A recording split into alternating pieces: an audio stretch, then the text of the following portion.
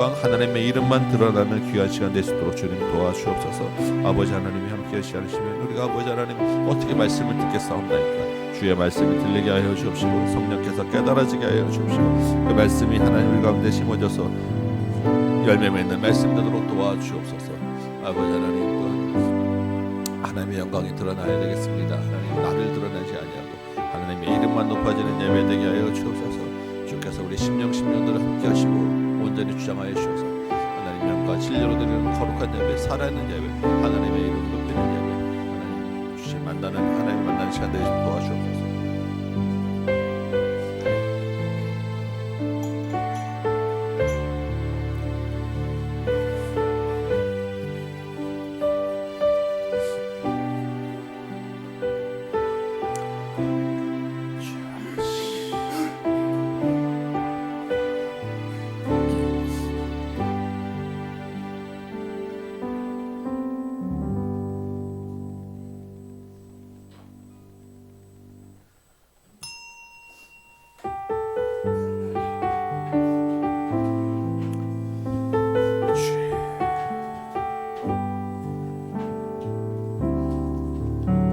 우리 모두 예배할 자 되어 온전히 영과 진리로 주를 예배하자. 주가 우리와 함께 영원히 함께 하시고 마르지 않는 샘물로 우리 채하면 주님 우리 모두 예배하는 자 되어 우리 모두 예배할 자 되어 온전히 영과 진리로 주를 예배하자. 주가 우리와 함께 영원히 함께 하시고 마르지 않는 샘물로 우리 채우시리라. 아멘. 주님 감사합니다. 예배를 받아 주옵소서. 주의 평강이 이 예배 가운데 임합니다. 살아계신 하나님께 예배할 시간입니다. 우리는 마음과 삶을 드립니다. 아멘. 그 드리는 신앙을 우리 함께 한 목소리로 고백합니다. 나는 전능하신 아버지 하나님 천지의 창조주를 믿습니다. 나는 그의 유일하신 아들 우리 주 예수 그리스도를 믿습니다. 그는 성령으로 잉태되어 동정저 마리아에게서 나시고 본디오 빌라도에게 고난을 받아 십자가에 못 박혀 죽으시고 장사된 지 사흘 만에 죽은 자 가운데서 다시 살아나셨으며 하늘에 오르시어 전능하신 아버지 하나님 우편에 앉아 계시다가 거기로부터 살아있는 자와 죽은 자를 심판하러 오십니다. 나는 성령을 믿으며 거룩한 공교회와 성도의 교제와 죄를 용서받는 것과 몸 후의 부활과 영생을 믿습니다. 아멘. 앉으시기 바랍니다. 찬송가 310장입니다. 같이 찬양하겠습니다.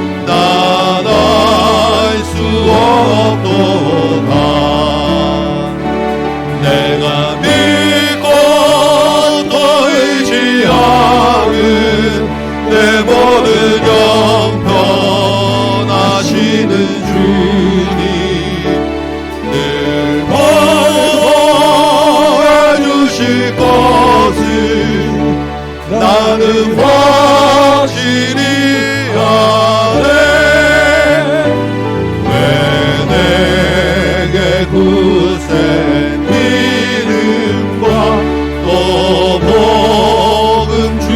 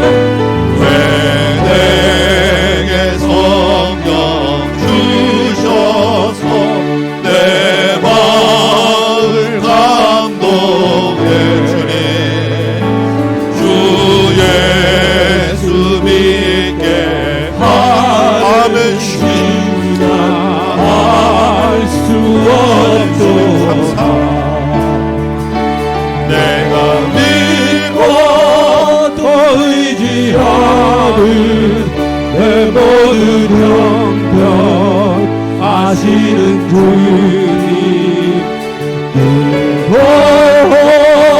도와주실 것을 나는 확실히 아멘. 우리 3절 다시 합니다. 왜 내게 성령, 왜 내게 성령 주셔서 내 마음을 감동해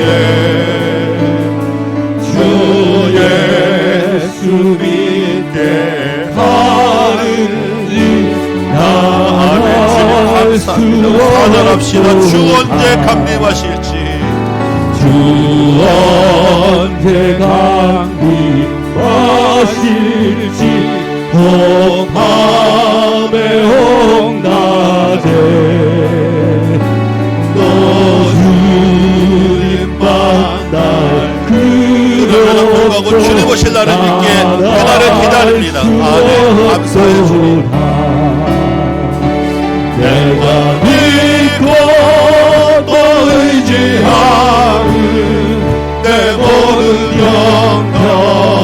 영원하시는 주님 늘 보호해 주실 것을 나는 확실히 아멘.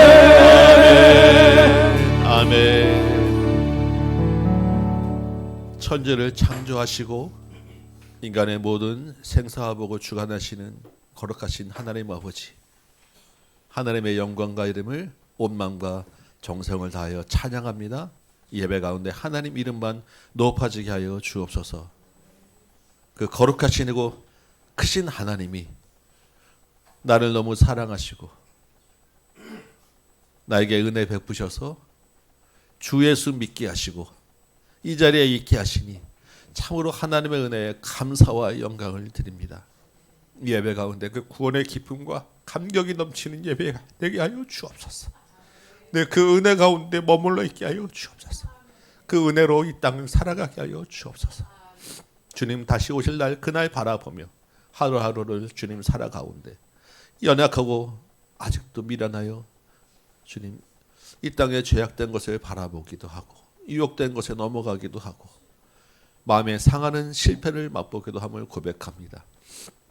우리의 연약함을 불쌍히 여기셔서 다시 한번 이 예배 가운데 회복케 하여 주옵시고 힘을 더하여 주옵시고 끝까지 믿음의 선한 싸움 이기게 하여 주옵소서. 이 땅에 우리를 보내신 것은 이곳에 하나님 나라를 세우기 위함인 줄 믿사온데 주님 이 나라와 이 땅 조국이 아직 하나님의 이름을 부르지 아니하고 하나님 앞에 점점 방자한 민족이 되어가고 이 땅에 죄악의 간영함을 보게 됩니다. 주의 백성 조국교회 우리 교회의 죄악임을 고백하오니 주님 우리를 용서하여 주옵시고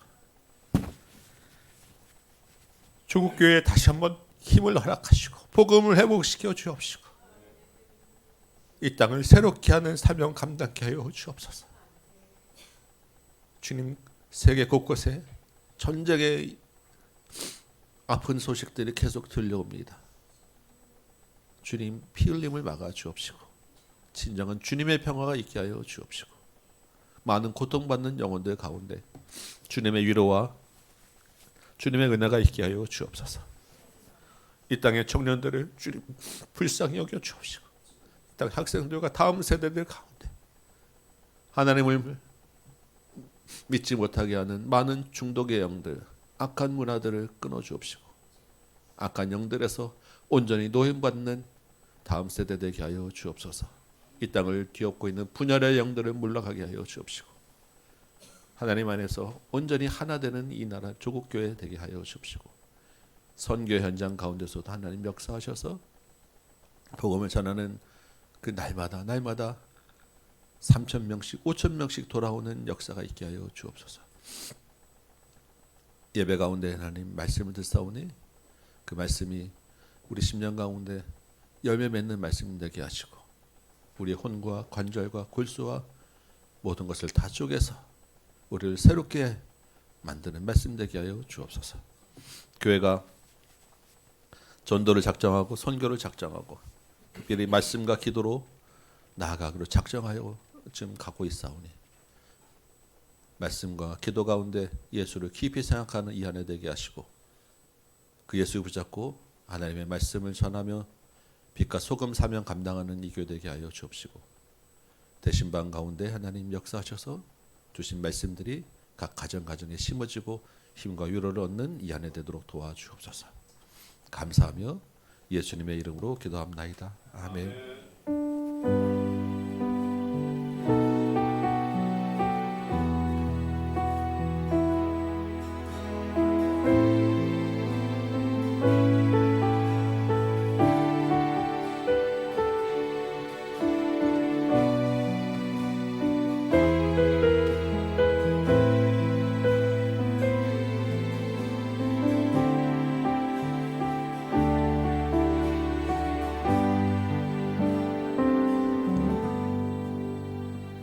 사랑하는 어린이 여러분, 하나님 말씀 들을게요. 네, 하나님께 예배 드리는 거는 하나님의 말씀도 듣고 하나님께 인사하는 거예요. 그러니까 똑바로. 자, 오늘은 바울의 설교라는 하나님 말씀을 들을게요. 자, 안디옥 교회가 열심히 기도할 때 안디옥 교회에게 하나님이 말씀하셨어요. 성령님이 뭐라고? 바울하고 바나바를 따로 세워라. 따로 세우라는 건 뭐냐면 교회에 있지 말고 교회 밖에 나가라 이런 얘기예요. 그래서 바나바하고 바울하고 짐 싸고 교회 밖으로 어디로 갔다 그랬죠? 안디옥에서부터 실루기아를 거쳐서 배를 타고 살라메에서 구불에서 바보에까지 갔더니 거기에 누가 있었다 그랬죠? 바예수라는 마술사가 있었어요. 근데 마술사만 있었던 게 아니라 서기오 총독도 있었는데 이 총독은 어떻게 한 사람이에요? 하나님 앞에서 하나님은 어떤 분인지 되게 관심이 많아. 나는 하나님에 대해서 알고 싶어. 그래서 바울하고 바나바 와서 하나님 말씀을 들려주세요. 이렇게 해서 하나님 말씀을 들려주고 있는데 누가 방해했다고? 그 마술사가 그건 아니라고요. 그건 틀리다고요. 그건 거짓말이라고요. 계속 방해를 하니까 하나님 말씀을 서기옥 총독이 어떻게 해야 되지? 이렇게 했다고 그랬죠. 그런데 무슨 일이 벌어졌다 그랬지?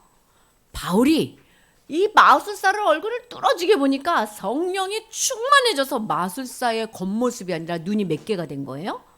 4개가 돼가지고 이거 딱 보니까 이 마술사야. 너는 거짓말쟁이구나. 너는 악행이 가득하구나. 너는 사단의 자식이구나. 너는 하나님의 길을 막는 아주 나쁜 놈이구나. 눈이 4개 돼서 그 마술사가 딱 보이는 거예요. 그래서 그렇게 말을 하면서 하나님께서 바울이 뭐라 그랬냐면 너는 맹인이 되라 이렇게 얘기했다 그랬죠. 어떻게 됐다 그랬어? 그래서 진짜 맹인이 됐다 그랬어. 그 말에 맹인 되는 걸 보고 성경 총독이 우와 진짜구나. 이제까지 바울과 바나바가 말하는 예수님이 진짜구나. 나 이제 예수님 믿겠습니다 하고 그 마음에 성령님이 임하는 첫 번째 사람이 됐다 그랬어요.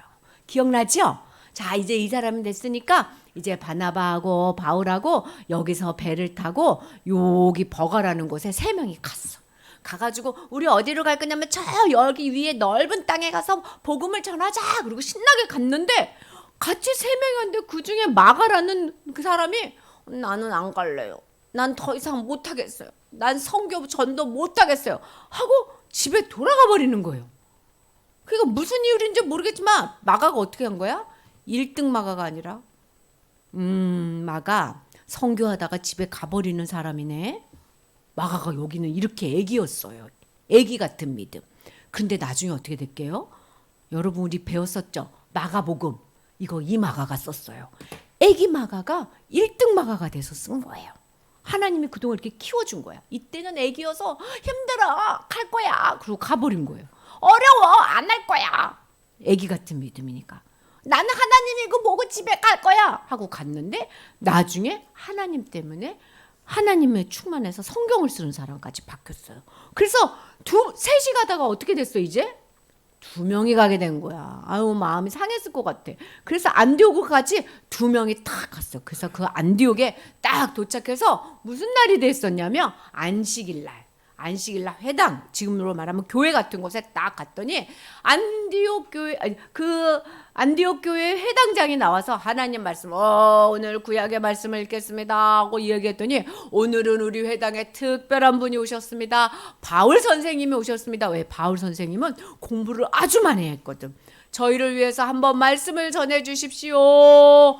그래서 바울이 나와가지고 자 이제부터 내가 하나님의 말씀을 잘 설명하겠습니다. 오늘은 이 바울의 설교야. 바울이 뭐라고 설교를 했냐면 여러분 기억하십시오. 하나님이 계십니다. 그러니까 아멘. 교회 다니는 사람들 다 아멘 하잖아. 회당에 있는 사람들은 하나님을 믿거든. 아직 예수님은 안 믿지만. 그래서 하나님이 맞아요. 이 하나님이 살아서 역사하셔서 우리 조상들하고 시내산에서 언약을 맺으시고 이제 나는 너희 하나님이 될 거다. 내 하나님 우리 하나님 따라가겠습니다. 이렇게 약속해놓고 우리가 하나님 잘 안 따랐잖아요. 그런데도 하나님이 사사를 보내주셔서 우리를 또 구원해 주시고 또 구원해 주셨잖아요. 그런데도 우리는 하나님 왕 싫어요. 우리는 이방 나라 같은 왕을 필요로 해요. 그래서 하나님이 사울왕을 세워줬는데 이 이방 나라 같은 사울왕은 욕심꾸러기여서 우리 거 다 뺏고 하나님을 아무로 안 섬기고 지 맘대로 하다가 하나님이 없애고 하나님이 진짜 좋은 왕인 다윗을 주셨잖아요. 그 다윗을 보면서 하나님 뭐랬냐면 얘들아 이 다윗의 자손 중에서 영원한 왕이 나올 거야. 그 왕이 오기 전에 세례 요한이라는 사람이 하나님 나라가 왔다고 하나님의 왕이 왔다고 얘기해 줄 거야. 해서 세례 요한이 와서 여러분 내 뒤에 오시는 분이 있습니다 하고 설교를 했는데 그분이 누구냐면 회당에 있는 사람은 몰랐거든요. 그분이 바로 말씀대로 오신 예수님이에요. 근데 이 예수님이 말씀대로 왔는데 사람들이 예수님을 알아보지 못하고 십자가에 못 박아라 못 박아라 못 박아라 이래서 예수님이 죽으셨거든요. 죽고 끝난 게 아니라요 살아나셨어요. 회당에 있는 사람 사람이 죽었다가 살았다고? 깜짝 놀랐어요. 저거 뭐야 선생님이라는데 거짓말쟁이야? 눈이 이렇게 둥그레져서 봤을 거야. 그런데 여러분 내 말 잘 들으십시오. 예수님이 살아났는데 여러분 믿지 못하죠? 우리가 봤어요. 본 사람이 한두 명이 아니에요. 예수님 살아나셔가지고 많은 사람들이 봤어요. 진짜? 근데 여러분 이거 거짓말 아니에요. 왜냐면 우리가 믿고 있는 구약 성경에 내가 너를 낳았다 이게 하나님이 예수님을 낳았다는 얘기예요. 예수님은 하나님의 아들이라는 얘기예요. 그리고 그 성경에 뭐라 하냐면 그 아들이 영원할 거다. 그러니까 그 아들은 우리의 영원한 왕이 될 거예요. 그리고 그 아들은 다시 썩지 않는다. 봐봐요. 우리는 썩어도 예수님은 다시 썩지 않는 몸으로 부활하신단 말이에요. 이러니까 예수님은 옛날 하나님의 말씀에서부터 예언도 있는 거예요. 그런데 바리새인이라는 선생님들이 맨날 성경을 외우고 성경을 가르치고 성경을 본다고 하면서도 막상 예수님은 못 알아보는 거예요.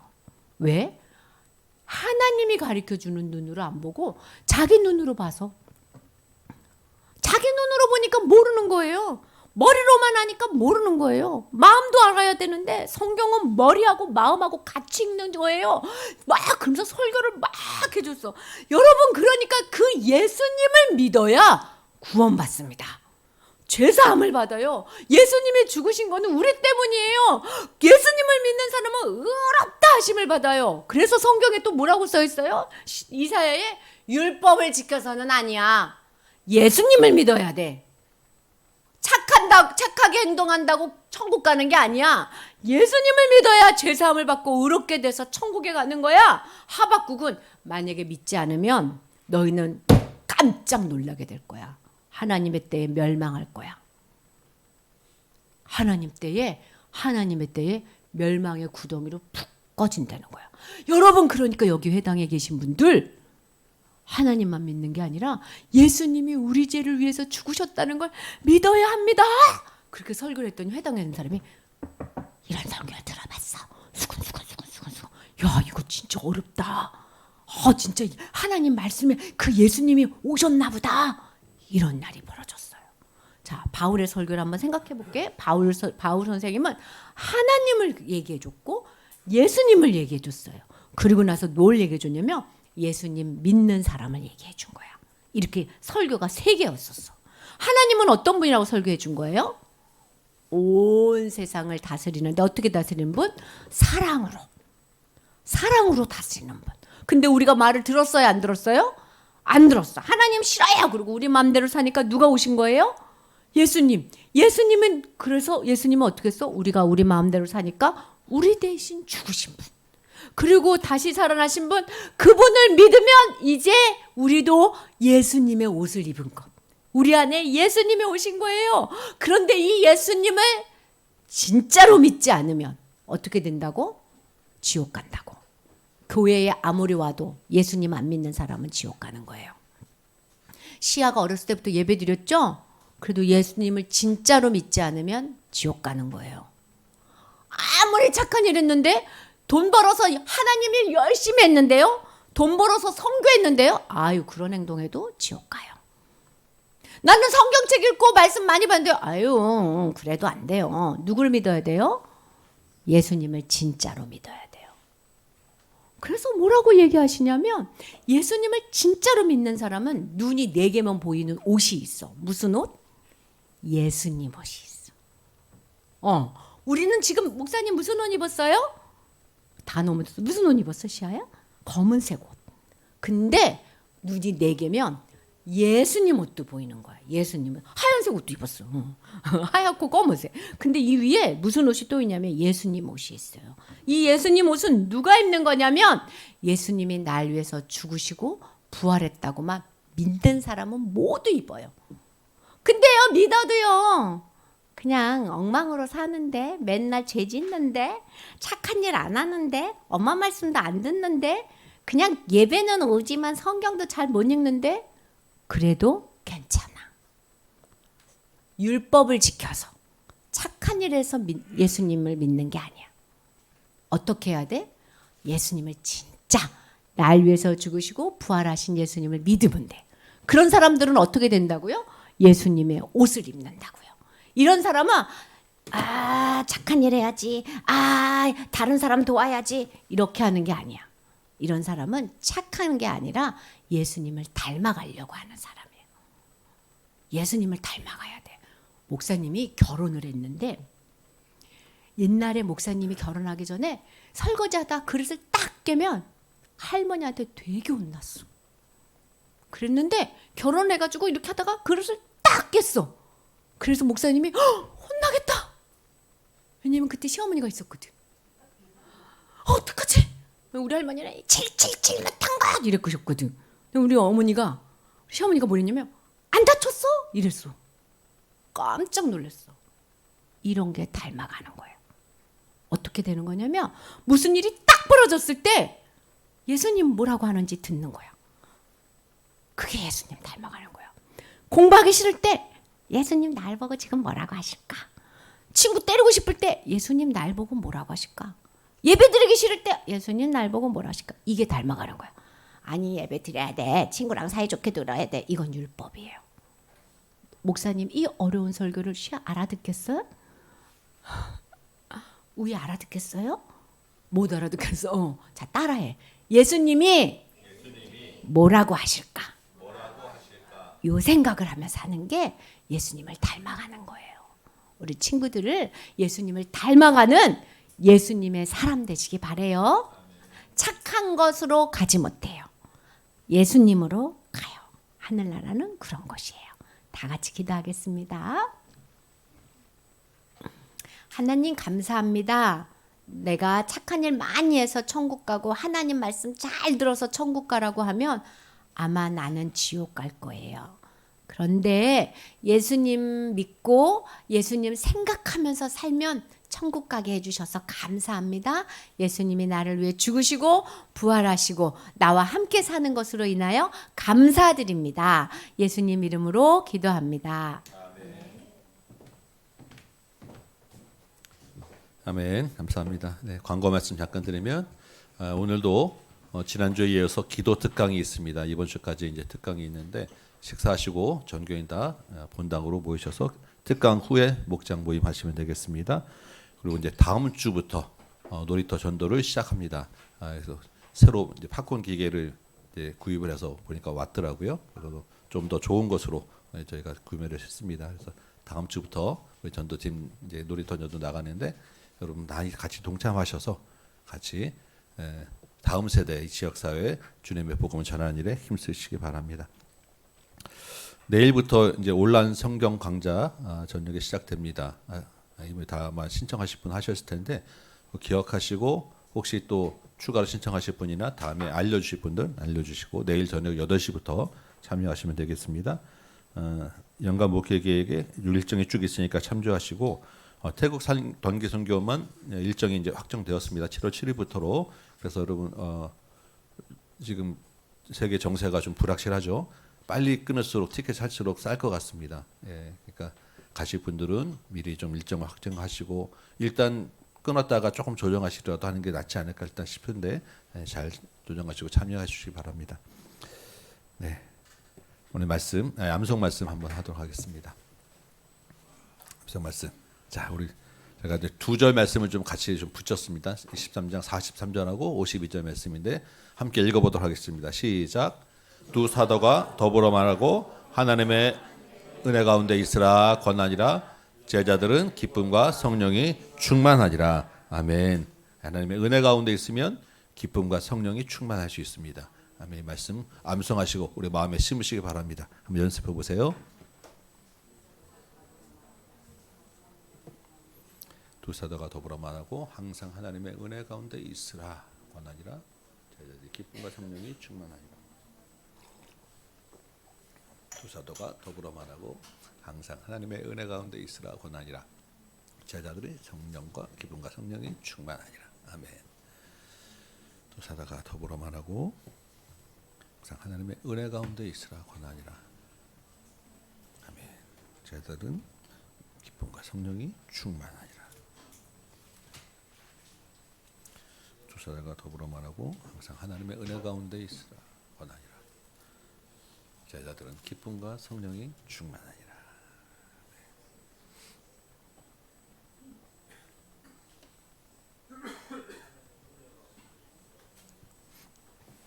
그들이 두 사도가 더불어 말하고 항상 하나님의 은혜 가운데 있으라 권하니라. 제자들은 기쁨과 성령이 충만하니라. 네. 외우는 소리가 이렇게 크지 않으신 거 봐서 다 외우신 것 같은데 한 사람씩 한번 해보도록 하겠습니다. 앞에서부터 네, 네. 다 같이 한번 한 사람씩 다 같이 한번 해보도록 하겠습니다. 시작. 두 사도가 더불어 말하고 항상 하나님의 은혜 가운데 있으라 권하니라. 제자들은 기쁨과 성령이 충만하니라. 아멘. 한번 더 해봅시다. 시작. 두 사도가 더불어 말하고 항상 하나님의 은혜 가운데 있으라 권하니라. 제자들은 기쁨과 성령이 충만하니라. 한 번만 더 해봅시다. 시작. 두 사도가 더불어 말하고 항상 하나님의 은혜 가운데 있으라 권하니라. 제자들은 기쁨과 성령이 충만하니라. 아멘. 우리의 삶이 되기를 소망합니다. 아멘. 우리 일어나서 같이 암송 말씀하고 오늘 말씀 같이 보도록 하겠습니다. 사도행전 13장 43절과 52절 말씀입니다. 함께 암송합니다. 시작. 두 사도가 더불어 말하고 항상 하나님의 은혜 가운데 있으라 권하니라. 제자들은 기쁨과 성령이 충만하니라. 아멘.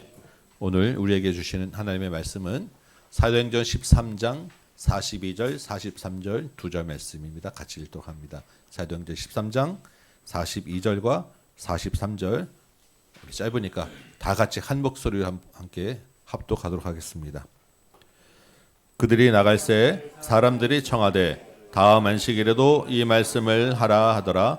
회당의 모임이 끝난 후에 유대인과 유대교에 입교한 경건한 사람들이 많이 바울과 바나바를 따르니 두 사도가 더불어 말하고 항상 하나님의 은혜 가운데 있으라 권하니라. 아멘. 앉으시기 바랍니다. 오늘 말씀으로 은혜 가운데 있으라 라고 하는 제목으로 같이 한번 말씀을 나눠봅니다. 예, 우리 지난주에 이어서 계속 지금 사도 바울의 1차 전도 여행을 따라가고 있습니다. 지난주에 그 비시디아 안디옥이라고 하는 곳에서 있었던 바울의 첫 번째 설교가 있었어요. 그 설교의 핵심 주제는 예수님의 십자가와 부활이었습니다. 그래서 그 십자가와 부활을 전하면서 바울이 마지막에 이렇게 이야기합니다. 자, 여러분 이제부터 어떻게 할 것입니까? 부활과 십자가를 들었는데 이제 어떻게 할 것입니까? 예수님의 부활과 십자가를 믿고 죄사함과 의롭다함을 얻을 것입니까? 아니면 십자가와 부활을 멸시하고 멸망의 길을 갈 것입니까? 선택하십시오.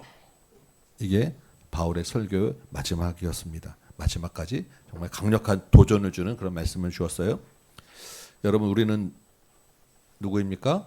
바울의 설교를 들었을 때 우리는 이미 선택을 한 사람들이에요. 맞습니까? 아멘. 여러분, 어떤 선택하셨습니까? 예수 그리스도를 믿는 선택을 하셨어요. 그 믿음이 어떻게 이루어졌겠습니까?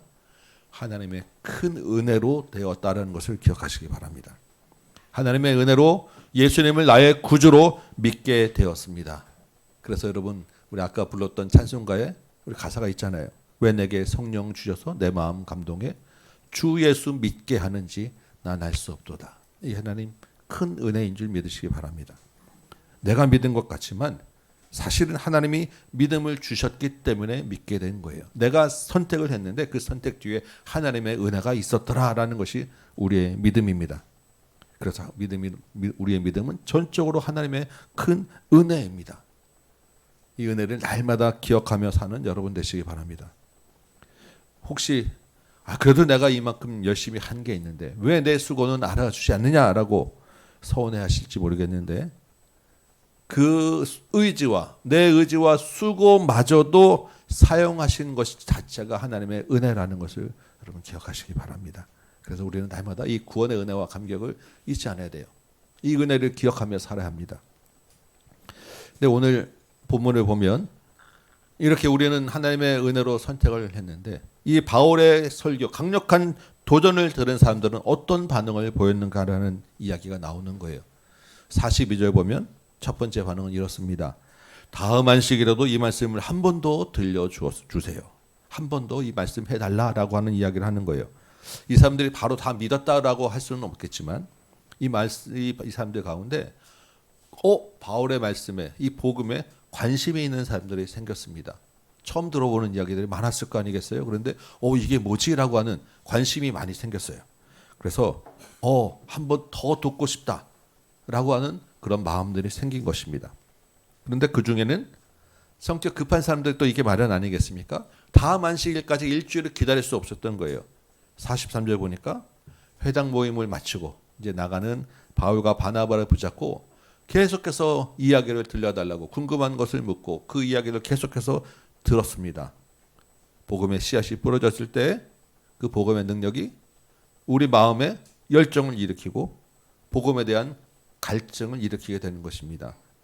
바울이 또 열정파 아니겠습니까? 그렇게 열정적으로 하나님의 말씀을 듣고자 하는 자들에게 회당이 끝나고 밥 먹으러 가야 되는데 계속 서가지고 계속 말씀을 전하고 이야기 나누고 계속 진지한 복음에 대한 이야기를 나눴습니다.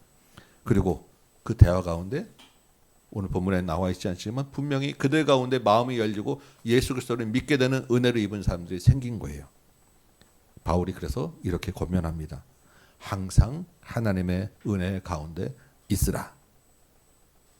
그 짧은 시간이지만 복음을 받고 믿는 사람들이 생기고 하나님의 은혜를 입은 자들이 생겼는데, 그렇게 하나님의 은혜를 입은 것으로 끝이 아니라 계속 그 은혜 안에 머물러 살아야 한다라는 것을 마지막으로 또 한번 권면하는 것입니다. 여러분, 이 사람들에게는 사실 복음을 듣는 기회를 주신 것부터가 이미 하나님의 은혜입니다. 그렇지 않겠습니까? 이 사람들이 바나바와 바울을 초청한 것도 아니잖아요. 갑자기 바나바와 바울이 나타나서 생전 듣지도 못한 예수님의 십자가와 부활 이야기를 한 것입니다. 그 이야기를 들으면서 그냥 그럴 수 있지 뭐 하고 끝난 게 아니라 더 듣고 싶어지는 그런 관심과 마음이 생겼어요. 마음을 듣다 보니까 정말 그러네라고 하는 믿음이 생겼습니다. 이게 하나님의 놀라운 은혜 아니고 어떻게 설명을 하겠습니까? 그런데 그렇게 한번 듣고 맞습니다, 내가 믿겠습니다라고 우리의 믿음은 끝나는 게 아니라는 거예요. 복음을 믿는 은혜를 받았으면 그 은혜에 합당한 자, 복음을 믿는 자에 합당한 자로 살아야 되는 것이 남았다라는 것입니다. 우리 계속 아까도 나왔지만 우리는 예수의 옷을 입은 자입니다. 그렇죠? 그러면 예수의 옷을 입은 자로서 예수를 주인으로 삼고 예수님의 그 주인의 말을 순종하는 삶을 살아야 되는 거예요. 바나바와 바울이 이제 비시디아 안디옥을 곧 떠나야 합니다. 거기서 계속 살 사람들이 아니에요. 그러면 누가 남습니까? 이제 하나님의 은혜를 입은 자들은 여전히 거기 남아 있는 거예요. 그러면 거기서 누구랑 살아야 됩니까? 아직 하나님의 은혜를 입지 못한, 예수를 믿지 않는 자들과 살아야 되는 게 남은 거예요. 수십 년 동안 이 땅 살아가는 동안에. 그러면 살다 보면 어떻게 되겠습니까? 다시 죄의 옷으로 갈아입으려고 하는 유혹들이 있게 마련이다라는 것입니다. 그러니까 그들에게 필요한 것은 믿었다고 한 번 믿었다고 끝이 아니라 계속해서 하나님의 은혜 가운데 머물러 살아야 되는 싸움이 있다라는 것을 바울이 권면하고 있다라는 것입니다. 여러분 좀 아까 제가 설교를 시작하면서 저와 여러분도 하나님의 은혜를 입은 자입니다라는 것을 확인했습니다. 그리고 우리에게 뭐가 필요하다고 했습니까? 그 은혜 가운데 항상 머물러 있는 것이 우리에게도 필요한 삶이라는 거예요. 이 예배 가운데, 이 말씀 가운데 하나님이 주신 은혜가 다시 회복되시길 바라고 그 은혜를 가지고 이 땅을 계속 살아가는 결단이 있으시길 바라고 그 살아갈 힘을 구하는 이 시간 되시길 바랍니다. 마태복음 13장에 보면 예수님이 곡식과 가라지라고 하는 비유를 말씀하세요. 종들이 와서 곡식 잘하는데 이 가라지가 방해하니까 이 가라지 좀 뽑아야 되겠습니다라고 이야기했더니 주인이 어떻게 합니까? 아니야, 그냥 둬야 된다. 나중에 추수 때 한꺼번에 뽑자라고 이야기를 해요. 그래서 추수 때까지는 곡식과 가라지가 같이 자라야 하는 것입니다. 시편에 보니까 36편 1절에 이런 말씀이 있습니다. 악인의 눈에는 하나님을 두려워하는 빛이 없더라. 악인의 눈에는 하나님을 두려워하는 빛이 없더라. 하나님이 보이지 않았다라는 것입니다. 그럼 어떻게 하겠습니까? 자기 마음대로 죄악을 범해도 그것이 부끄러운 줄 모르고 그 죄악을 자랑하며 살게 되더라라는 거예요. 여러분, 우리는 이 땅에서 그러한 자들과 하나님을 두려워하지 않는 자들과 섞여 살아야 하는 시대를 살고 있는 거예요. 가라지들과 같이 자라는 곡식입니다. 이게 우리 인생이고 우리 현실이에요. 이 가운데서 우리가 하나님의 은혜 가운데 있지 않으면 어떻게 되겠습니까? 우리가 잘할 수 없어요. 잘할 수 없는 정도가 아니라 그냥 휩쓸려 떠내려가는 거예요. 가라지에게 눌리면 곡식이 죽습니다. 그래서 우리가 매주마다 제가 어떤 말씀 드립니까? 우리 이 한 해는 예수를 깊이 생각하는 한 해가 되어야 합니다. 말씀과 기도로 정말 예수님께 깊이 뿌리 내려야 우리가 살 수 있습니다. 우리 이 말씀 나누지 않겠습니까? 지금 이제 대신방 이제 거의 이제 대부분 했는데 신방 가면서 계속 물어봅니다. 올해 말씀과 기도 잘 하고 계시죠? 확인하고 또 체크합니다. 네, 대부분 다 감사하게 정말 잘 하고 계시고 정말 애쓰시고 계시더라고요. 그런데 몇몇 가정에서 그런데 목사님 말씀과 기도하다 보니까 가정 예배가 무너져가지고 작년까지는 그래도 교회에서 체크하고 점검하고 독려하니까 어떻게든 따라갔는데 이게 그게 없으니까 잘 안 됩니다라는 말씀을 많이 하세요. 안타까운 말씀에서 하신 말씀인 줄 압니다. 교회가 정말로 힘써 도와드리려고 합니다. 그런데 그 전에 우리가 한번 생각해 봐야 될 것은 여러분 가정에서 스스로 훈련을 하셔야 합니다. 바울과 바나바가 얼마 있다 떠나는 것처럼 교회가 항상 그것을 돕고 있을 수는 없는 거예요. 왜냐하면 가라지와 싸우는 싸움은 나와 하나님과의 관계에서 내가 이겨나가야 될 싸움이기 때문입니다. 여러분 가정도 마찬가지입니다. 어제까지 실패하셨다면 오늘 다시 시작하시기 바랍니다. 권면합니다. 오늘부터라도 지금 다시 시작하고 실패하면 또 다시 시작하고 그 싸움을 해나가서 나와 내 가정이 하나님과의 관계에서 스스로 힘을 얻어 가셔야 합니다. 이게 우리의 싸움이에요. 하나님의 은혜 가운데 머물러 있는 힘을 기르는 싸움을 계속해서 해나가는 여러분 되시기 바랍니다. 본문에서도 바울이 지금 방금 예수를 믿은 그 따끈따끈한 새 신자에게 하는 권면이 하나님의 은혜 가운데 머물러 있어야 된다. 하나님의 은혜 가운데 머무는 싸움을 해야 된다라고 이야기를 하는 거예요.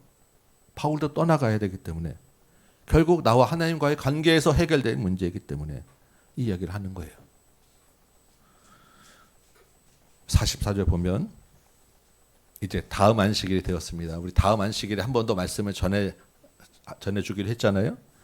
그래서 그 일주일 사이에 이 바울과 바나바가 전한 그 이야기들이 도시 전체에 쫙 소문이 퍼졌어요. 그래서 우와 대단한 사람이었다. 이상한 이야기, 신기한 이야기를 하는 사람들이 왔다. 그래서 그 한 주 사이에 성경에 기록된 대로는 온 시민이 거의 다 왔을 정도로 많은 사람들이 모여들었다라고 합니다. 하나님의 은혜가 도대체 무엇인가? 그 은혜를 입고자 거의 도시 전체가 다 모인 수준으로 사람이 많이 왔다라는 거예요. 당시에 비시디 안디옥은 꽤 큰 도시입니다. 그러면 거의 다 왔다 그러면 다 모일 수 있는 장소도 마땅치 않았을 거예요.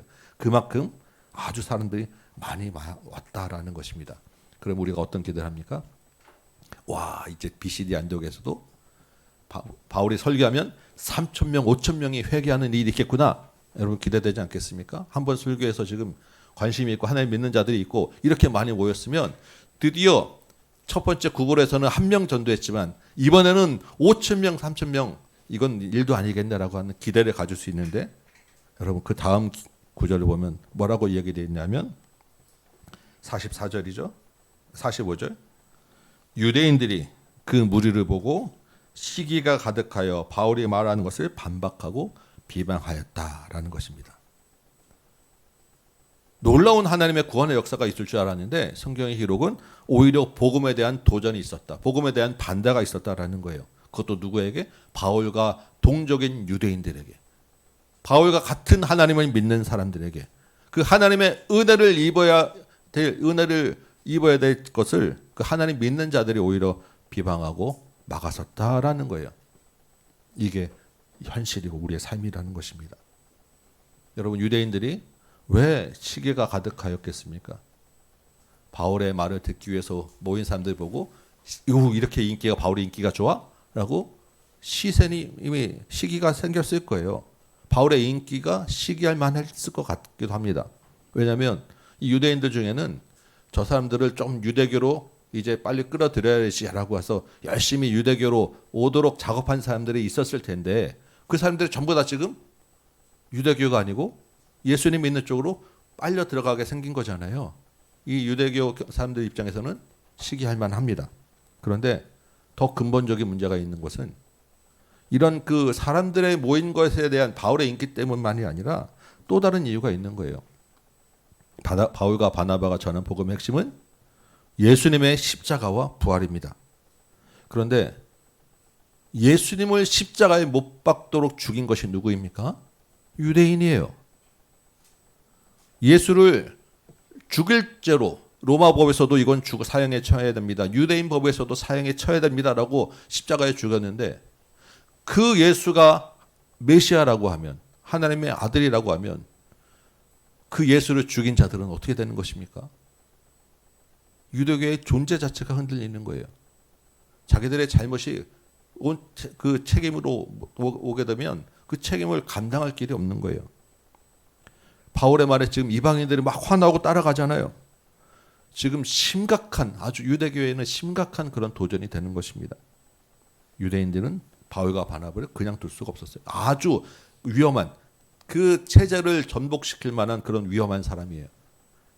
하나님을 모독하는 자들이고 이방인들을 거짓 종교로 끌어들이는 자들입니다.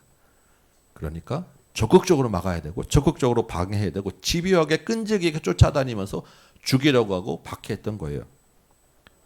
자기들이 바울을 방해하는 것, 그 예수의 이름 전한 것을 막는 것이 옳다고 여긴 것입니다. 자기들의 신념 때문에. 그래서 그것을 자기들의 그 열심을 내는 것이 너무나도 하나님 앞에서 선하다고 믿었던 거예요. 바울의 입장에서 보면 이런 유대인을 보면 얼마나 마음이 상하겠습니까? 바울은 지금 이 이방인들보다도 유대인들이 먼저 예수를 믿고 구원 받기를 복음 듣기를 간절히 원했잖아요. 가는 것보다 회당에서 먼저 전하고 열심히 구약을 풀어서 복음을 전하잖아요. 그런데 오히려 그들은 자기를 시기하고 자기를 방해하고 잘못된 열심과 신념을 가지고 은혜 가운데 있는 것을 막고 있는 것을 보면 얼마나 마음이 아프겠습니까? 그래서 여러분 우리를 하나님의 은혜 가운데 잊지 못하게 하는 방해가 얼마나 많다라는 것을 생각해야 합니다. 근데 그 방해 중에 우리를 대놓고 총을 들이대고 칼을 들이대고 예수 믿으면 너 월급도 안 주고 곡식도 끊고 이러한 직접적인 위협도 있겠지만 그거보다는 우리의 마음을 상하게 하는 여러 가지 일들이 관계 속에서 일어날 일들이 훨씬 더 많다라는 거예요. 여러분 직접적으로 우리가 지금 그런 위협받는 일이 없잖아요. 그런데 우리가 주고받는 문자 하나, 카톡 하나, 이야기하는 말 한마디 오해하면 그것 가지고 하나님의 은혜 가운데서 떠나게 하는 일이 너무나도 많다라는 것입니다. 각자 자기의 생각과 자기의 주장대로 열심히 자기 것을 이야기하다 보면 부딪히게 되어 있고, 그 주장이 옳고 그른 것을 이미 넘어서서 그 다음에 감정 문제로 넘어가면 하나님 관계가 멀어지게 됩니다. 하나님 안 보이게 돼요.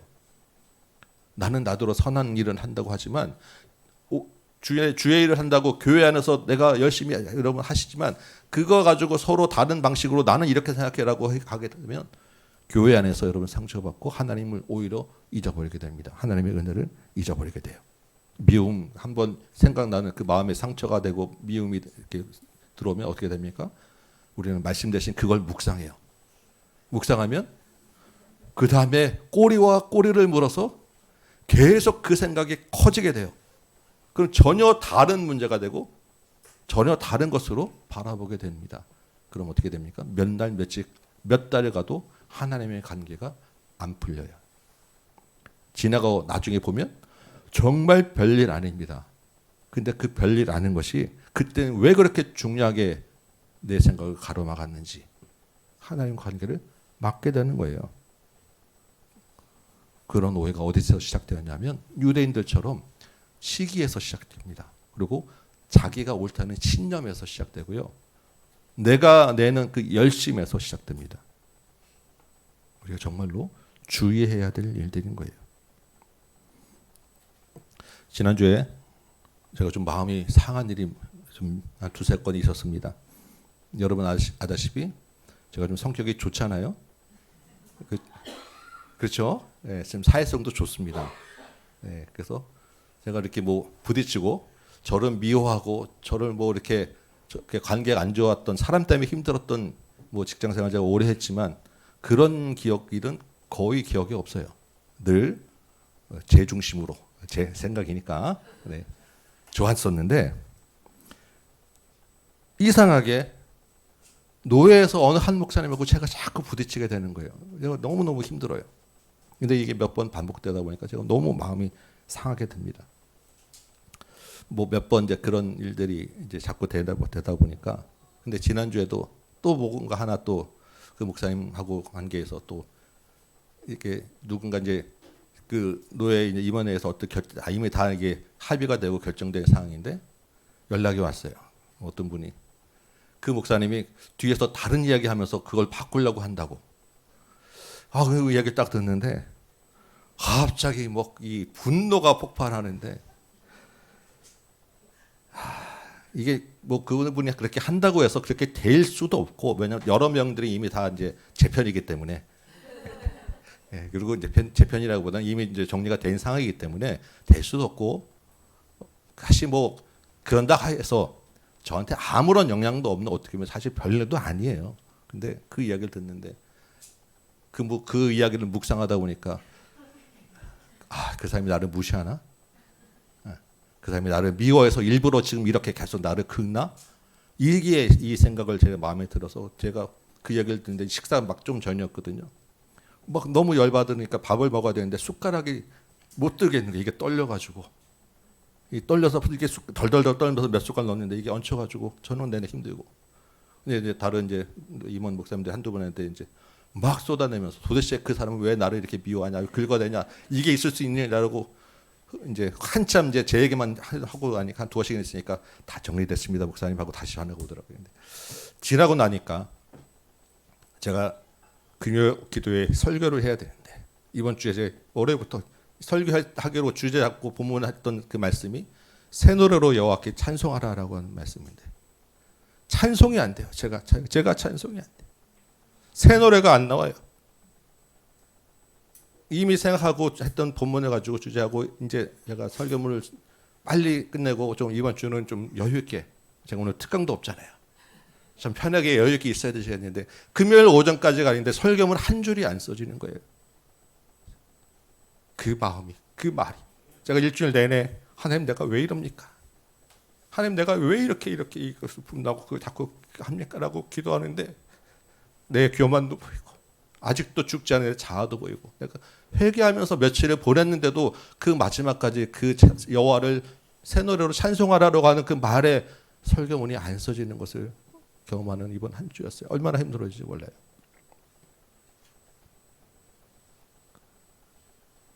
그 상한 마음을 찬송으로 바꾸는 힘겨운 싸움을 해야 했어요. 여러분 기억하시기 바랍니다. 복음이 있는 곳에는, 은혜가 있는 곳에는 반드시 방해가 있어요. 반드시 우리 마음을 상하게 하는 일이 있습니다. 그 은혜를 빼앗아 가려는 세력이 있는 거예요. 왜냐하면 하나님의 은혜는 생명을 주는 것인데 사단은 그 생명을 빼앗는 자이기 때문입니다. 은혜 가운데 머물러 있는 것이 말처럼 쉬운 일이 아닌 거예요. 여러분 교회는 유달리 세상으로부터 미움을 받습니다. 교회 자체 우리의 잘못도 큽니다. 우리가 사실 뭐 잘못한 일이 많잖아요. 교회적으로 큰 교회일수록 문제 없는 교회가 없고 이런저런 세상에 조롱받을 만한 일은 안 한 교회가 없잖아요. 그런데 그렇다 하더라도 교회가 세상을 섬기고 교회가 세상을 잘한 일이 훨씬 더 많아요. 교회가 아니면 이 땅에 그 구제와 어려운 것을 돕는 이 많은 일들을 감당이 안 됩니다. 그런데 그런 것들이 다 묻혀져요. 유독 다른 종교보다 교회가 욕을 훨씬 더 먹습니다. 다른 종교라고 깨끗한 종교가 있겠습니까? 그럼에도 불구하고 교회가 욕을 무조건 맞습니다. 왜 그렇겠습니까? 근본적인 이유가 있는 거예요. 교회 안에 생명이 있기 때문입니다. 어쨌든 교회는 진리를 붙들고 있기 때문이에요.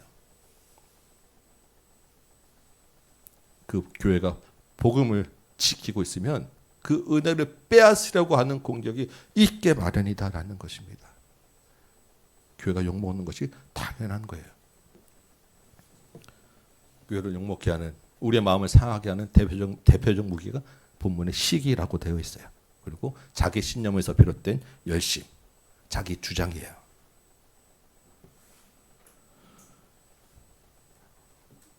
이런 유대인들의 열심을 보고 바울과 바나바도 인간이었기에 마음이 상했을 것입니다. 그렇지 않겠습니까? 그런데 그렇다고 해서 바울이 저처럼 밥도 못 먹고 분노합니까? 46절에 바울과 바나바는 이러한 시기와 반대와 공격 가운데 어떻게 했는지를 우리가 보는 거예요. 46절 보니까 뭐라고 이야기합니까? 바울과 바나바가 담대히 말하더라. 뭐라고 합니까? 너희 유대인에게 먼저 하나님의 말씀을 전했는데 너희가 그것을 버렸다. 너희는 영생 얻기에 합당하지 않은 자로 자처하였기에 이제 그 구원은 이방인에게로 향하노라. 바울과 바나바의 마음이 상했을 것입니다. 그럼에도 불구하고 복음이 선포되는 것을 주저하지 않았다라는 것이고, 복음이 선포하는 것을 미루지 않았다라는 것이고, 하나님의 말씀을 분명히 전하는 것을 왜곡시키지 않았다라는 거예요. 유대인을 두려워해서 차마 할 말 못하고 그냥 머뭇거리지 않았다라는 것입니다. 왜냐하면 복음은 사람의 감정과 생각을 넘어서 역사하는 것이기 때문이에요. 그 말씀을 들은, 그 말을 들은, 바울의 그 담대한 선포를 들은 반응이 어떻습니까? 48절에 보니까 이방인들이 듣고 기뻐하였더라. 하나님의 말씀을 찬송하고 영생 주시기로 작정된 자가 다 믿었더라. 그래서 유대인들의 박해와 반대에도 불구하고 49절에 보니까 주의 말씀이 그 지방에 두루 퍼지게 되었더라.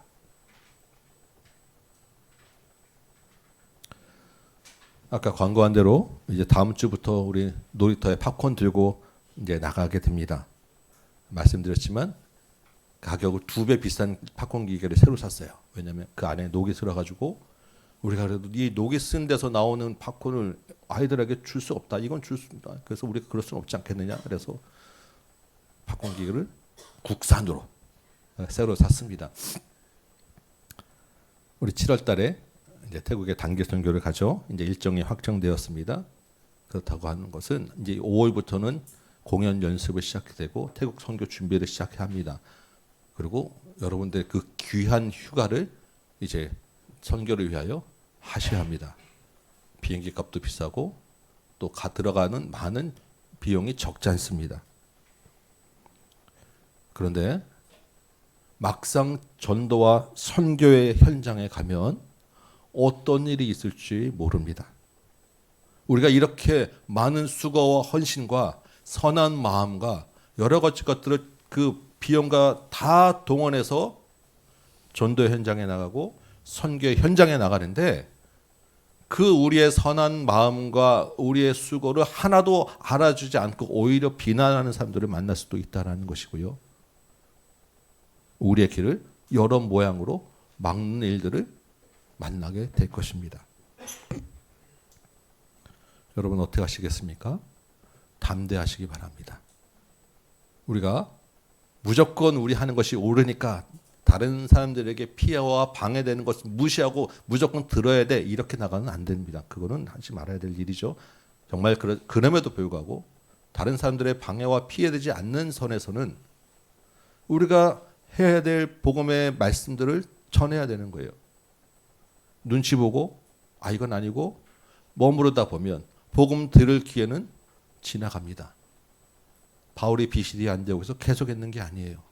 유대인들이 거부했지만 그 사람들에게는 이제 기회가 넘어간 거예요. 근데 선포하면 그곳에 누군가 들을 사람은 듣더라. 그곳에서 누군가 구원하기로 작정한 사람들은 예수를 믿게 되더라. 우리는 그 사람들 보고 계속해서 복음의 진전을 해 나가야 한다라는 것입니다. 교회가 전도하고 선교하는 현장에만 그렇겠습니까? 여러분들의 삶이 선교 현장인데 그 삶의 선교 현장에서도 똑같은 일들이 일어나더라는 것입니다. 여러분들이 은혜 가운데 머물러 있으면 반드시 그 은혜를 빼앗고자 하는 마음 상하게 하는 여러 인간관계에서 일어나는 일들이 있을 것이고 여러분들의 손해와 이익과 관련되는 여러 일들이 있게 될 것입니다. 담대하시기 바랍니다. 믿음으로 승리하시기 바랍니다. 끝까지 복음을 놓지 않냐고 타협할 수 없는 일들은 반드시 있는 거예요.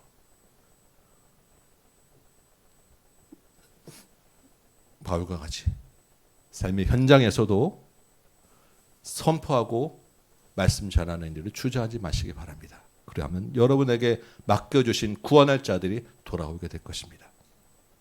50절 보면 또 하나의 반응이 있습니다.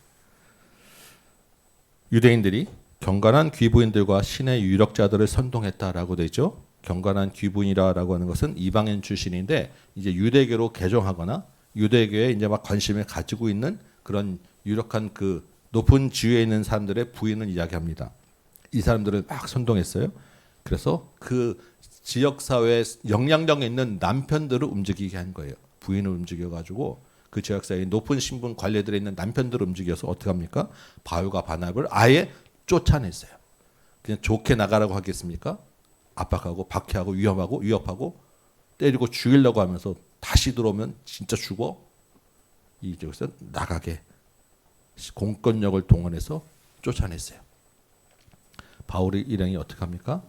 억울하다고 뭐 고소를 하겠습니까? 아니면 그래 우리도 같이 한번 힘을 한번 해보자라고 싸우겠습니까? 51절 보니까요. 아까 첫 번째 바울의 반응이 담대하였고 두 번째 반응이 이것입니다. 발에 티끌을 떨어버리고 이고니온 다음 도시 이고니온으로 갔어요. 여러분 우리 마음을 상하게 하고 하나님의 은혜를 잊게 하는 일을 만났을 때 어떻게 하셔야 되겠습니까? 붙잡고 묵상하면 점점 더 판이 커집니다. 빨리 발에 먼지 털어버리듯이 털어내셔야 돼요. 이거 별일 아니야. 내가 여기에 붙잡고 있으면 안 돼. 이것을 묵상하지 말아야 돼. 털어버리고 자꾸 잊으셔야 합니다. 붙잡고 있으면 몇 날 며칠이 갈도록 하나님의 은혜를 잊어버리게 돼요. 시기와 선동과 압박 가운데서 발에 먼지 털듯이 털어버리고 하나님께 집중하는 훈련과 싸움을 하시기 바랍니다. 두 가지를 말씀드립니다. 하나님의 은혜 가운데 있기 위하여 담대하시기 바라고 그 반대를 털어버리기 바랍니다. 그러면 어떤 일이 있냐면 52절 말씀대로 기쁨과 성령이 충만하게 될 것입니다. 하나님이 하시는 또 다른 놀라운 구원을 보게 될 거예요. 말씀을 정리합니다. 이 한 주간 가운데서도 여러분의 모든 삶의 선교 현장에 하나님의 은혜 가운데 있는 여러분 되시기 바랍니다. 하나님이 주신 구원의 은혜와 감격을 기억하며 사시기 바랍니다. 그리하여 기쁨과 성령이 충만한 여러분 되시기 바랍니다. 우리의 삶의 현장에 반드시 복음에 대한 반자가 있을 것인데 담대하시기 바라고 털어버리는 여러분 되시기 바랍니다. 이 한 주간 가운데도 하나님의 은혜 가운데 머무는 저와 여러분 우리 다음 교회 되시기를 주님의 이름으로 축원합니다. 아멘. 우리 다시 한번 찬송 한 장하고 말씀 붙잡고 기도합시다. 우리 믿음의 기도, 우리 잘 아는 찬양이죠. 많이 불렀던 찬양인데 주님, 내 속에 있는 상처와 슬픔, 내 생각과 감정 모든 것을 넘어서 주님만 붙잡고 나가게 하시고 은혜를 잊지 않고 은혜 가운데 머물러 살게 하여 주옵소서. 우리 찬송 부르며 기도하도록 하겠습니다.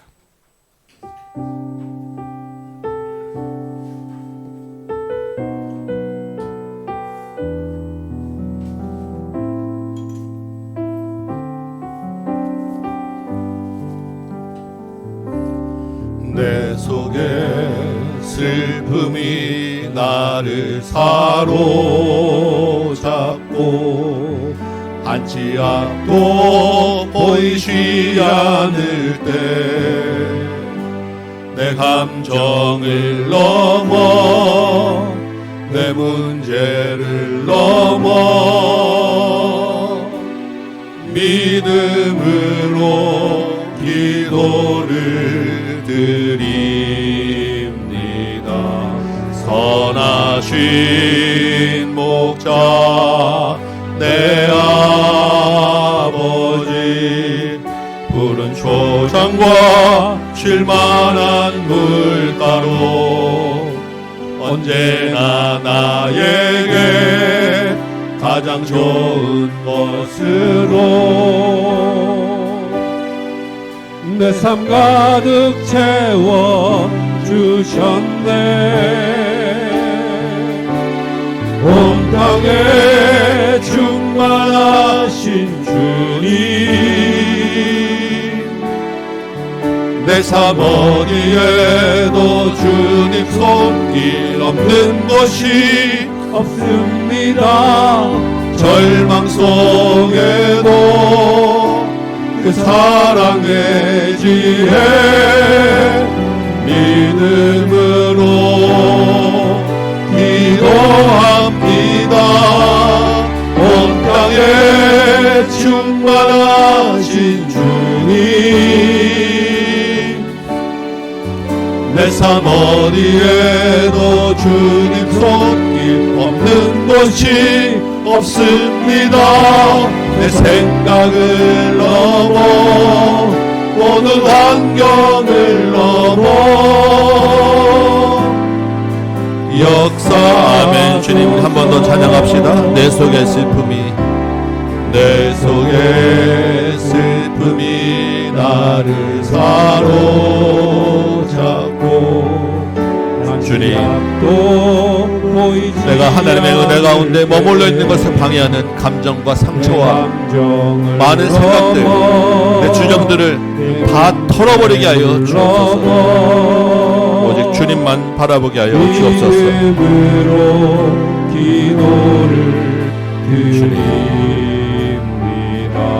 선하신 목자 내 아버지 푸른 초장과 쉴만한 내 마음이 주님 안에서 쉴만한 물가 평안케 하여 주옵소서. 나에게 가장 좋은 곳으로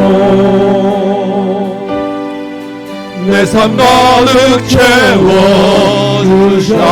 주님 온 땅에 충만하신 줄 믿습니다. 온 땅에 충만하신 세상 어떤 반대와 공격에도 오직 주님의 이름이 영광 받으실 분인 줄 믿습니다. 어디에도 주님 손 없는 곳이 없습니다. 절망 속에도 그 사랑의 지혜 믿음으로 기도합니다. 온 땅에 충만하신 주님 우리가 믿는 바로 그분인 줄 믿습니다. 내 세상 어디에도 주님 손길 없는 곳이 없습니다. 내 생각을 넘어 모든 환경을 넘어 역사하소서. 아멘. 주님, 우리 말씀 붙잡고 한번 기도합시다. 아버지, 하나님의 은혜, 그 구원의 감격과 기쁨을 늘 기억하며 살게 하여 주옵소서. 항상 하나님의 은혜 가운데, 온갖 방해 가운데서도 그 은혜 가운데 머무는 싸움을 하게 하여 주옵소서. 그 싸움에서 이기게 하여 주옵소서. 복음에 반대가 있습니다. 어려움이 있지만 그 가운데서 구원받을 자가 있는 점이 있사오니 담대하게 선포하게 하여 주옵소서. 상처와 분노와 우리 감정 때문에 성령 충만한 것을 빼앗기지 아니하고 털어버릴 수 있는 힘과 은혜를 주옵소서. 말씀 붙잡고 기도 잘못돼가지고 주님 이름 부르고 같이 한번 기도합시다. 주여, 아버지, 주님, 하나님 크신 은혜를 베풀어서 예수를 믿게 하셨사옵나이다. 하나님의 나의 구원자 된 것, 나의 왕이 되어주시고 우리를 하나님의 자녀 백성 삼아 주셨사옵나이다. 하나님이 놀라운 하나님의 크신 은혜를 내가 늘 기억하며 살게 하여 주옵소서. 내 마음속에 하나님 늘 구원의 감격이 넘치게 하여 주옵시고 그 감격과 기쁨으로 하나님 이 땅을 하루하루를 살아가게 하여 주옵소서. 이 땅에 하나님 우리가 알곡과 가라지가 섞여 살고 하나님이 없고 하나님 두려워하지 않는 자들과 우리가 섞여 살아야 하는데 하나님 그 삶 가운데서 하나님 우리가 어떻게 살아야 되겠습니까? 그 구원의 감격 없이 우리가 어떻게 살겠습니까? 예수를 깊이 생각하지 않고 예수에게 뿌리 내리지 아니하면 하나님 우리가 휘둘려 떠내갈 수밖에 없사오니 말씀과 기도로 예수를 붙잡게 하여 주옵소서. 하나님의 은혜를 놓치지 않게 하여 주옵소서. 하나님의 은혜가 있는 곳에는 그 은혜를 빼앗고자 하는 세력이 있는 줄 우리가 압니다. 하나님 넘어지지 말게 하시고 속지 말게 하시고 실패하더라도 다시 일어나게 하여 주옵소서. 우리를 아버지 하나님 다시 일어나지 못하게 하는 악한 영들을 물리치게 하여 주옵소서. 하나님 그 은혜 가운데 우리가 또한 머물러 있기를 원하오는데 하나님 은혜 가운데 머물러 있다 보면 주님이 우리에게 주신 말씀이 있고 선포해야 될 말씀이 있고 복음을 전할 구원받을 영혼에 있사오는데 우리가 하나님 세상의 만대 가운데 자꾸 두려워하게 되고 주저하게 되고 할 말을 못하게 되고 아버지 하나님 미루게 되는 것을 고백합니다. 마음이 아버지 하나님 부족하고 우리가 믿음이 약한 우리를 용서하시고 믿음이 약한 우리지만 예수가 나와 함께 하시면 나와 아버지 하나님 주님의 은혜가 하나님 우리 가운데 충만하면 하나님 주신 말씀 담대하게 선포할 수 있사오니 하나님 복음 전하는 것을 미루지 말게 하여 주시고 그 복음의 현장에서 하나님 우리가 담대하게 하여 주시고 우리의 할 말도 주께서 입술에 넣어주시고 그 가운데서 하나님 주께서 구원하기로 작정한 영혼들을 구원해 주신다고 약속하셨사오니 하나님 놀라운 그 구원을 보게 하여 주옵소서. 그 일에 하나님 우리가 쉬지 말게 하시고 잠잠치 말게 하시고 주저하지 말게 하여 주시고 날마다 하나님 믿음의 싸움, 담대한 싸움, 복음 전하는 싸움 살게 하여 주옵소서. 주님 그러나 우리 마음에 아버지 여러 가지 시기와 감정과 아버지 하나님 상처가 있고 하나님 나를 미워하는 그 미움과 분노가 하나님 우리를 휩싸이게 되면 하나님과의 관계가 멀어지게 되는 것을 보게 됩니다. 하나님 내 생각에 휩싸여서 내 열심을 내다보면 하나님의 관계가 멀어지게 되고 하나님 것이 상처가 되고 서로 마음을 아버지 하나님 어렵게 하는 것을 보게 됩니다. 아버지 하나님 우리의 마음이 하나님께 하게 하여 주시고 나의 주장 나의 잘못된 열심을 버리게 하여 주시고 나의 교만함을 버리게 하여 주시고 온전히 그리스도의 옷을 입고 하나님 이름만 드러내고 진리만 주장하고 하나님 나는 빠지고 하나님 나는 죽고 온전히 하나님만 드러내게 하여 주옵소서. 하나님 아버지 하나님 악한 것을 묵상하지 말게 하시고 오직 여호와의 말씀만 묵상하게 하여 주옵시고 그 말씀을 잡고 내가 기쁨과 성령의 충만한 자로 살게 하여 주옵소서. 하나님의 은혜를 입은 자는 하나님 분란을 일으키는 자가 아니라 하나님의 말씀과 성령에 충만하여 은혜를 아버지 하나님 전하는 자인 줄 믿사오니 하나님의 은혜를 입은 자로서 하나님 그 은혜를 흘려보내는 삶을 살도록 도와주옵소서. 나를 통하여 하나님을 알게 하시고 하나님의 크신 은혜가 드러나게 하시고 하나님의 구원의 역사가 온 땅에 퍼지게 하여 주옵소서. 교회가 하나님 전도하기로 작정하고 하나님 교회가 아버지 말씀 전하기로 작정하고 선교하기로 작정하고 나가오는데 하나님 그 전도와 선교의 발걸음 가운데 함께 하시고 아버지 우리가 또 어떤 일을 만날지 알 수 못하오나 아버지 하나님 나가서 복음 전하는 그 발걸음 가운데 그 순간 가운데 놀이터 가운데 태국 땅 가운데 일본 땅 가운데 북한 땅 가운데 주님께서 역사하셔서 은혜를 넣어 주옵소서. 아버지 하나님 우리를 통하여 하나님 이 땅에 하나님 나라가 있게 하시고 이 지역사 가운데 하나님의 기쁨과 성령이 충만한 지역사에 하나님의 영혼을 구원받는 자가 날로 더하는 지역세 되시도록 주님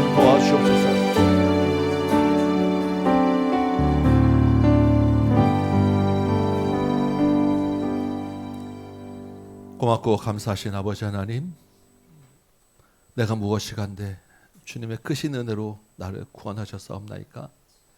그 구원의 은혜와 감격이 늘 우리 가운데 있게 하여 주옵소서. 늘 그 은혜를 기억하며 살게 하여 주옵소서.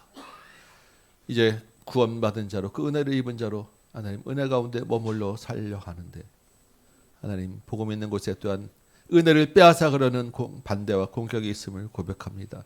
내 힘으로는 감당하기 어렵사오니 성령께서 우리를 도우셔서 날마다의 그 삶의 현장 가운데서 그 은혜 가운데 머물러 있게 하여 주옵소서. 시기와 우리 마음을 상하게 하는 것과 여러 가지 자기 주장들이 하나님 우리를 힘들게 하고 자기 열심들이 하나님 마음을 상하게 합니다. 하나님과의 관계에서 멀어지지 말게 하시고 담대하게 복음 전하는 것을 멈추지 말게 하시고 내 감정에 힘든 것들을 발에 먼지 털듯이 털어버리고 하나님께만 집중할 수 있도록 도와주옵소서. 교회가 놀이터 전도를 작정하고 태국 선교를 작정하고 말씀 전하는 것에 작정하고 갑니다. 하나님 복음 전하는 현장에서 또한 교회의 힘을 더하여 주옵시고 온 교회가 합심하여 영혼 구원하는 기쁨을 맛보도록 도와주옵소서. 이 땅에 또한 하나님의 은혜를 입은 자로 살다 보니 하나님 수고하고 애쓰며 경제적인 활동을 하고 각자의 삶의 터전에서 또한 열매를 거두게 되었습니다. 모든 것이 하나님 것임을 고백하는 믿음으로 드리오니 기쁘게 받아 주옵시고 주님 이름을 위하여 사용하여 주옵시고 더 큰 것, 더 많은 것 감사하며 드릴 수 있는 믿음으로 자라게 하여 주옵소서. 이제는 우리 구주 예수 그리스도의 은혜와 하나님 아버지의 크고 무한하신 사랑하심과 성령님의 감화감동 역사하심이 여기 모인 모든 심령들 머리머리 위에 각 가정 위에 주의 몸된 제단과 조국 교회와 선교의 현장 위에 북한 땅 위에 이제부터 영원토록 함께 계실지어다. 아멘. 아멘.